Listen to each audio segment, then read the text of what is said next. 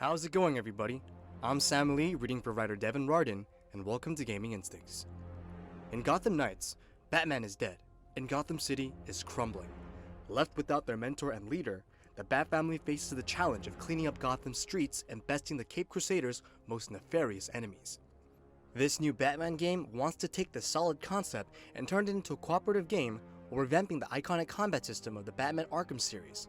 More importantly, it's adapting the beloved Court of Owls storyline, which pivoted on the titular organization's centuries-long grip on Gotham. Gotham Knights is shaping up to be a promising experience where players take on the role of Robin, Red Hood, Nightwing, or Batgirl. Although this is a strong cast, there are other characters that could help strengthen the game and delight comic book fans. These individuals either go along with the source material, were established in past games, or are comic book characters we feel deserve the spotlight. Here are 5 characters we want to see in Gotham Knights. Number 1. The Question. In the first gameplay demo of Gotham Knights, Renee Montoya spoke to Batgirl through a comlink. Montoya's face appeared on the bottom right of the screen as she discussed Batgirl's mission to stop Mr. Freeze's weather manipulation. A small badge materialized under her picture, indicating she was entangled with the police force. Comic book fans know Montoya as a police detective who became the second person to adopt the mantle of the Question. Her predecessor was Vic Sage, a broadcast news reporter who had a keen eye for conspiracy theories and an unconventional yet brutal fighting style. As a student of Sage, Montoya practices a similar fighting style while also possessing mastery over emotions and the ability to resist a degree of physical pain. The Question's mysterious and dark personality fits with Gotham's overall tone, and her improvisational combat could bring some devastating moves to the table. She doesn't even need to be a playable character. Montoya could just lend the Bat family her valuable skills as a detective on occasion. Number 2. The Green Arrow. Since Batman and the Green Arrow are similar characters, both are billionaire vigilantes with high-tech gadgets, Warner Bros. Could easily adapt the Emerald Archer for video games.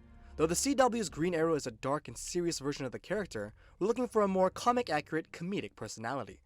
Green Arrow's sarcastic attitude would provide a nice juxtaposition to the grit of Gotham City, and his moveset matches that of the various Bat family members. He also has several types of trick arrows like Greek Fire and Boxing Glove that are good fit for gadget-centered gameplay.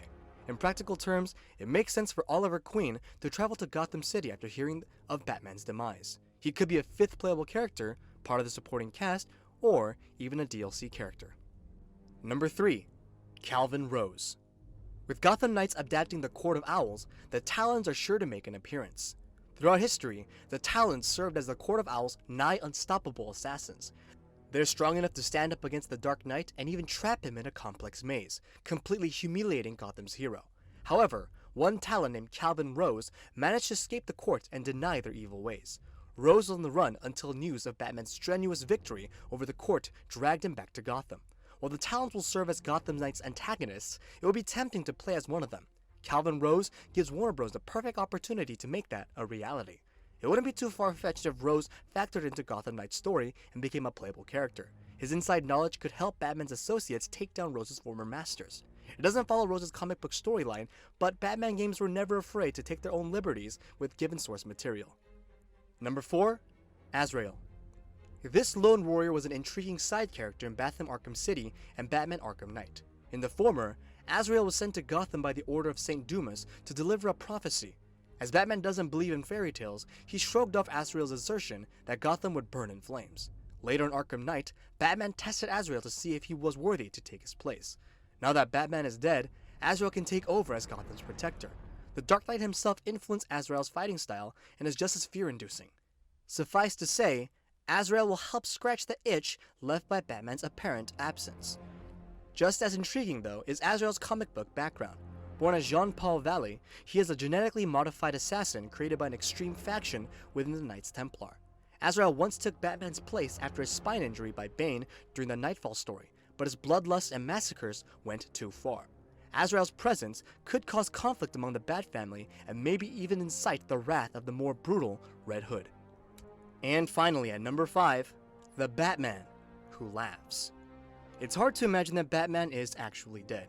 We suspect that he will be absent for a while, but in time, the Caped Crusader has to return. Given the presence of the Court of Owls, it's plausible that Batman may have faked his death or may have even been captured. In the latter case, that means that the Court of Owls maze sequence could be adapted into gameplay. There, Batman's mental state deteriorated as he stumbled around an endless and ever-changing maze. Such a comic book moment would make for a terrifying gameplay loop. Another option for Batman's return is out of left field, but it would throw everyone for a loop. Picture the camera panning to Batman's face, only to show he has a large smile smothered in red makeup. This is not the Batman we knew, but instead, the Batman who laughs. An evil version of Batman from the dark multiverse. He is a cruel mix of the Joker and Batman in one body. An undeniable threat to anyone, and even DC heroes. It just so happens that the Batman who laughs is also somewhat acquainted with the Court of Owls, so to speak. In one storyline, he murders them after failing to gain their allegiance. It's safe to assume Gotham Knights will take a different approach to how it ties to the Batman who laughs to the court, if he makes an appearance. In all likelihood though, the Batman who laughs is a doubtful addition. That said, he would make for a stunning after-credits cameo. This has been Gaming Instincts. The full article is linked in the description below, and if you want to check out other awesome articles, please be sure to head to our website at gaminginstincts.com. Make sure to subscribe to our newsletter and YouTube channel to not miss out on the latest in gaming news. So tell us guys, what kind of characters do you want to see in Gotham Knights? Let us know your thoughts in the comments below. Thanks for watching. This has been Sam Lee, and we'll catch you next time.